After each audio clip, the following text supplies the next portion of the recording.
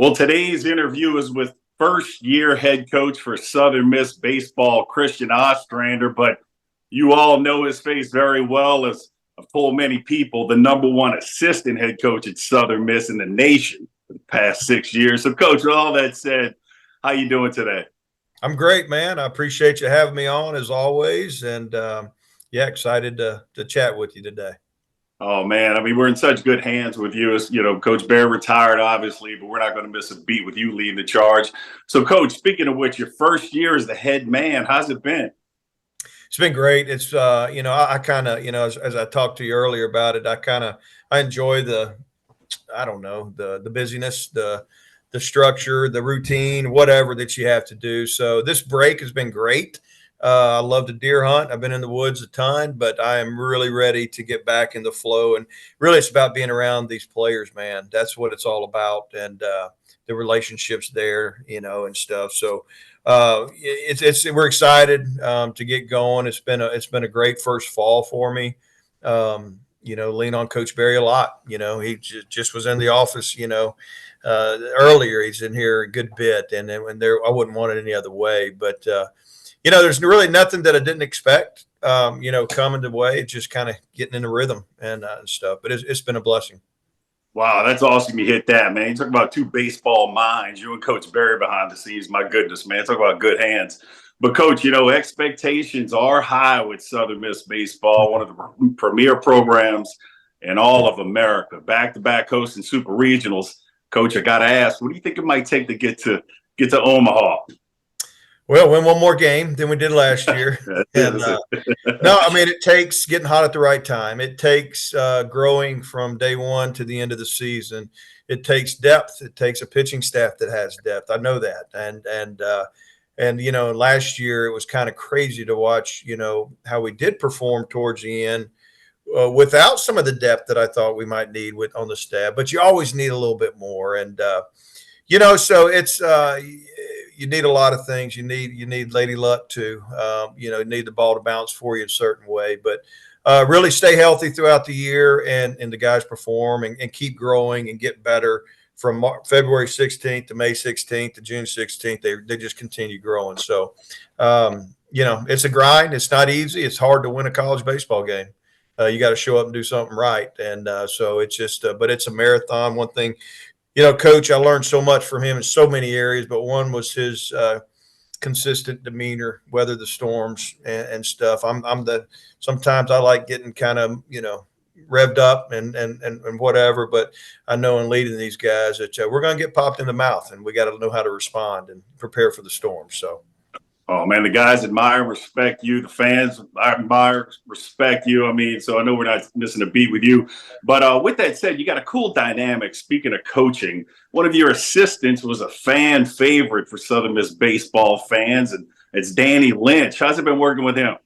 Awesome. I wouldn't know what to do without Danny here. It's been the 6th year together, and one of the most enjoyable players to coach that I've ever been across, because he loves the game so much, so passionate, loves this university and this program so much. I mean, you talking about he'll fight you at a drop of a hat if you say something bad about Southern Miss. And, but he's a good baseball mind.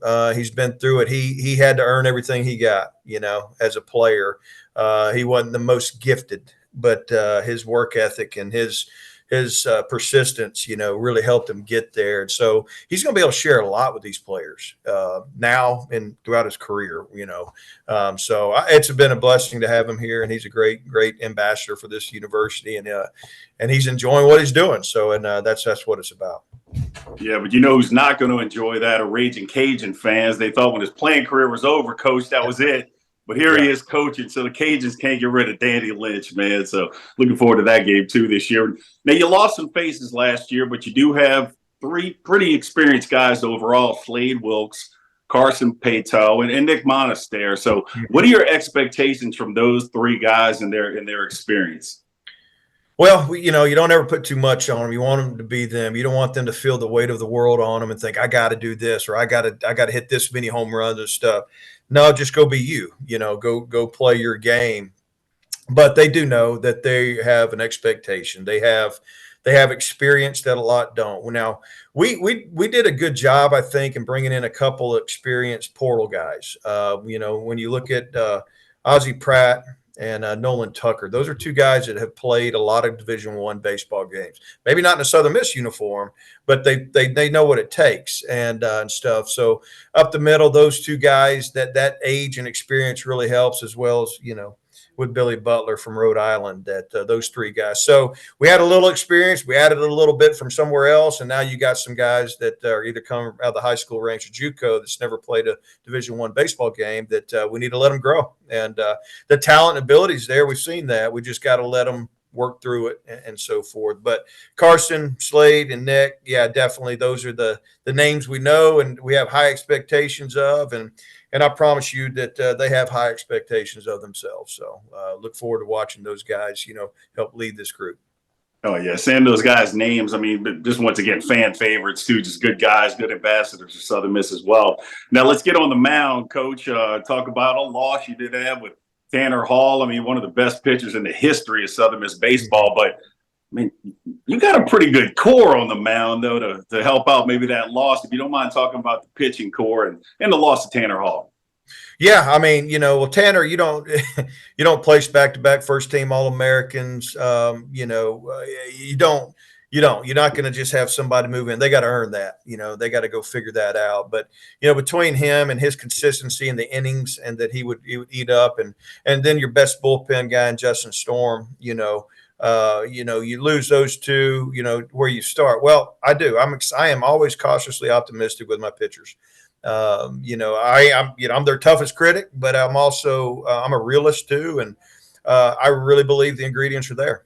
I think it's up to them to go perform to their capabilities, but we have some experience back. I mean, Nico Mazza, Billy Oldham, they've pitched in a lot of big games, and they're, Billy 1 year here and Nico 2 years in his freshman year in 22. That staff was so deep that, young man didn't get a lot of opportunities, but really was thrusted on the scene last year too. So you feel good about that. You got a Chandler Best that is coming back from injury and he's healthy. He looks great. That's been around since, he got here in the fall of 19, Matt Adams still working through some arm stuff, and we'll see, how it works with him. But you have some guys with some experience. We have some good youth. We have some young guns that are going to be fun to watch. We got some transfers that are going to be fun to watch, and we have some guys that were here last year that have made jumps to this year. So very excited about it, and see if this pitching staff will be able to compete at a level to where allow us to gain experience and stay afloat while we're gaining experience, if you will. And time will tell. Yeah, Coach, for you and just all college coaches, the landscape's changed with the transfer portal, obviously. And how's that been adjusting to the transfer portal? Has it been good getting quick fixes, which you have? Or is it sometimes like, oh, I lost him, I got to jump at just your mindset with the transfer portal currently?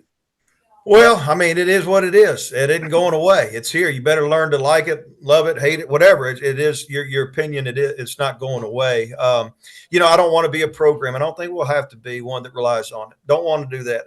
We want to bring in young talent, let them develop. I think this workforce, and you want to continue doing that. But there's times when the draft hits you or graduation or whatever, or that you got to use it. And I think that's kind of what we saw a little bit this year. We thought it was important to find some middle infield help and not be real young there and stuff. And I think we the two young men we brought in are great fits. So, you feel good about it. And there's times where you're going to need to try to get that arm or whatever. But, we'll use it on an as-needed basis, but we're not going to rely on it in our program development, our players and so forth, because we kind of like the culture of, getting young guys, letting them bleed it and earn their way and do their job, then move on to bigger and better things. So I believe in that model. Great model right there, Coach. And you hit on a lot of names, but any other maybe faces Southern Miss might learn to love, if not this year, maybe down the road, or somebody sticking out you might want to mention? Man, I think there's a lot. I think there's many, and, to go through it, I think a young man named Gabe Broadus that was from Pearl River Community College, just a tough ball player, that he's going to just grind things out, man, that, just gritty, he's not white collar. And, and that's what you want. And, one that comes to mind, we got a couple, I've already talked about the transfers, the portal transfers, you know, um, some faces that Matthew Russo, Braden Luke are really fighting it out at first base, and both of them bring a lot to the table. And I look forward to watching that competition continue to evolve. Behind the plate's where you're going to see the most. I mean, that's we got a little age there, but mainly youth, and but they all got some bazookas and can throw the ball. We just need them to continue to manage the staff and do a good job of protecting that plate and stuff. So we look forward to seeing how that unravels. And on the mound, we got some new names, man, that y'all are going to be going, whoa, okay. Landon Payne, Jake Cook, to name a few, and some guys that obviously we know JB Middleton can throw the ball really hard, and he's evolved. So I think we're going to have a mixture of guys that can get you out of the gate on the front end as the starters, and I think we got some guys on the back end that can be scary, and I think we got some really good bridges in between. So, it's going to be fun watching them compete. Oh, yeah. And before we kind of end kind of the player intricacy talk, I do want to mention one name because there's one guy, I'm an old ex-linebacker coach. I like tough guys. Yeah. And you mentioned the words grit there. Dustin Dickerson, man. He was a guy, if I was going to get into an alley fight, I wanted a guy like Dustin Dickerson by my side. I mean, one more mention of Dustin, if you don't mind, for the fans. Oh man, he's got a place in my heart. Just coaching him, he loved the game too. It meant a lot to him. This place means a lot to him, and because of our great fan base and people like yourself and them showing up, they provide a great experience for these players, man, and it's something they'll live with the rest of their life, and that's special. That we're a place that provides that and has the people and the commitment and care about this program to do that. And it's up to us to put a good product out there and play well. But Dusty epitomized that, man. He played with a chip on his shoulder, an edge about him, and the type guy. The other dugout goes, I can't stand that guy, but when he's on your team, you love him. And we let him go. We learned real quick. This is who he is, what he is, and you can't strip him from that. Or he wouldn't have been the player he is, and thus became. But what a great young man. He's around about every day, working out, getting ready to go back with the Kansas City organization here in a couple months. But another great ambassador for this program. Oh, yeah. Go ahead and mention his name before we get into some other stuff. Because, I mean, like I said, I'm an old linebacker. Dustin was just tough guy. Speaking of tough, coach, the schedule, man, never shied away from opponents, that's for sure. Out of the 55 regular season games, about a third of those teams went to the NCAA tournament last year and played postseason play. What are your thoughts on this schedule? Well, I think, Coach Barry really found the model of what putting a schedule together several years back, that you do that and you have some success with it, you're going to be in a chance to do special things at the end, whether it's hosting a regional or hosting a super or being that conversation. That's hard to do, man. We all know that when only 16 out of the country get to do that, hosting a regional and stuff. So I think there is a little bit of a method to the madness with it. Of you don't, like the slogan you've heard so much, anywhere, anytime, man. And it's so true. Thanks for the plug, Coach. Thanks for the plug. You got it. But it is, if you, to get where you want to, there's an easy route or there's a route that you got to earn. And I think that's what, we've proven that you can earn it. And it's not going to be easy. There's going to be some, peaks and valleys to it, but you just got to stay the course. In a college baseball season, it's long, man. It's 56 games, 55 games, and it all isn't going to be, perfect. And so I like it. I think it's good. I think our conference makes it even a little meatier. Our non-conference, it's got a SEC flavor plus some other local with the Tulanes and Southeasterns, good programs and stuff. So, yeah, I think it's another good one. And but I think it's something our job every year. These schedules are done several years in advance. Are started. So looking ahead, you want to keep trying to raise that bar and make it tough. But hey, it is what it is. Yeah, looking forward to it too. That Pete Taylor magic, Coach. Now, hey, Coach. I mean, thank you for the kind of preview of the season. If you don't mind, maybe fans get to know a little bit more about you with maybe fun 5 questions. Is that okay, Coach? Sure, absolutely. Let's go. All right, let's go. So first up, just say you had a year of eligibility left and you were stepping up to the plate. Coach, what would your walk-up song be? Well, it would definitely be Metallica. Yeah. Probably going to be, either Enter Sandman or Master of Puppets or, whatever, something like that. I get criticized by the players sometime in my music selection, but I tell them, guys, I want something that's going to fire me up, and stuff. And definitely, I think Metallica brings a great type of energized walk-up song. Oh, yeah. 2 90s guys right here. I vibe with that, Coach. Good job right there. So who's your favorite baseball player of all time? Or if you have a couple. Well, the reason I wear number 34, Nolan Ryan. I was a pitcher. So, to me, that was, gritty, tough, old school, hard thrower, which, I couldn't. I was about 10 miles an hour off of how hard he threw. But, he's but no, I kind of grew up in Texas, and he was a guy for me that, he was a Texan, no country boy that pitched hard, that threw the ball hard. And so that's why I wear 34 for sure. No, one of my favorite videos of, I can't think of his name, but when he got the mound charge and caught him in the Robin Ventura. Oh, yeah, there you go. That's one of my favorite Nolan Ryan videos. Tough as How do you charge Nolan Ryan? How do you charge Nolan Ryan? What are you thinking, man? 20, 30 years later, 40 years later. He immediately regretted it. So that's for sure. Coach, what's the best bit of advice you may have ever gotten? Well, I can remember, to me from in the baseball context, as a player, now as a coach, in my career, getting where I'm at is, if you don't believe in yourself, no one else will, and that resonated with me. I'll never forget. And I vowed when I had that said to me on a field of play, which the coach was spot on and right. I wasn't confident. I was hoping. I wasn't expecting, and I made after that, it resonated so bad. It stung me so bad. I said, nobody will ever have to say that about me again. And stuff. And it's not a cocky or arrogance, it's just a trust, man. Do you believe in who you are? You know your identity, and stuff, and go. So without a doubt, that bit of advice or challenge or those words stuck with me for sure.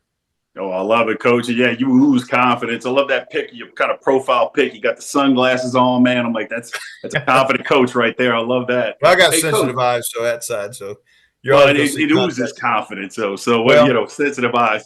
I know that's important, but confidence, man. I appreciate that, Coach.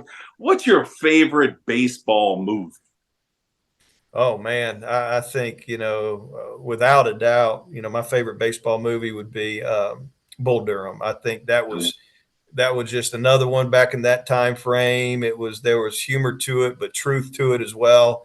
And just to see, obviously it was dramatized by, Hollywood a little bit, the goofiness of some of it, but the thought process of it all was so true and stuff. That one was definitely one. And I have to say this, I should throw it. Another Kevin Costner one is For Love of the Game.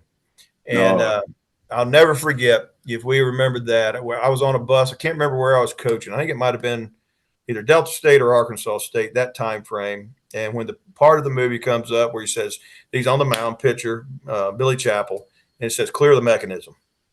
And everything went fuzzy except to find all he could see is a catcher's mitt.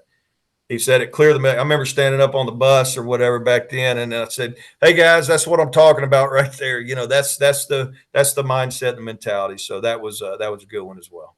No, great choices right there. And one final question for you, Coach. One day when you retire as the Southern Miss head baseball coach, which is going to happen, looking back on your career, what would you consider, hey, that was successful? I just think doing it my way and my route, a very unorthodox route, to be where I'm at, sitting where I'm at. I bet on myself in many times, and I trusted my gut. I trusted my faith. I trusted my family. And, so go from a Division II coach to get into Division I. Had a 10-year period of my career where I was an assistant coach. I was at a D1 level assistant, and I got out of it. I was not being a good husband or father at the time, and I went into a high school. I was a head baseball coach at a high school for 2 years. Then had the opportunity to go do it as a head coach for 8 years at a junior college, and then felt that burn, and you left something you were proud of at Jones County Junior College, and you went back into this. And 8 years later, I'm the head coach at a tremendous program. So a lot of choices I made were pretty, I don't know, kind of risky looking back on it. But you know what? I just put your head down and work hard where you're at and see what happens, and treat people right. And I'm blessed, man. I get, best days of my life is when Coach Barry called me years ago to come here, and stuff, and looking, fast forward. And so this is where I want to be, Marshawn. I'm glad to be here and excited about it. And, we're going to attack it, and they'll get our best effort, I promise. Oh, I love it, Coach. Great topics right there. Thanks for answering those fun questions. And this proof we're in great hands with Coach Oz this season. And, Coach, as we wrap this show up, what's a message you might have for the fans to really get them ready for this season? You're going to see a lot of new faces. That's part of it. We all know that graduation and draft took away some guys we've been real familiar with over the years. And there's going to be some growing pains. Let's just be honest with it. But I think there's a bunch of new faces you're going to learn to love, because they're going to play the game the right way. They're going to get out there and do it, and they're going to do it as others before them has done it. So we're going to give it all we got. We can't wait. I tell them, man, putting those pinstripes on, it's like putting on a cape. We become superheroes, and it happens because of the energy that the fans and the people at Pete Taylor Park and the Roos that they give. It's strength. It provides something. It's special. So come on, get ready to roll, and we look forward. We got a lot of work to do from now until then, but we'll crank it up as soon as these boys get back soon. So look forward to seeing you at Pete. Great message for the fans, and everybody's fired up to see you at the Pete very soon too, Coach. So as always, I can't thank you enough for taking time out to be on my show today, Coach. Appreciate you having me. Appreciate what you do. Appreciate your love for Southern Miss. Oh, man, I bleed black and gold. Let's set a point. You cut me open. It's black and gold, Coach. It's not red anymore. So remember what but Coach, I think a great way for you and I to close the show would be Coach Oz and myself to give everybody a big Southern Miss. To the top. To the top. If you want to break the rock, you need to make yourself indestructible. If you want to play between the hedges, you need to work out there, up there, down there, everywhere. If you want to reach the win bar, you need to lose sleep, lose count. You need to play every game like you got nothing to lose.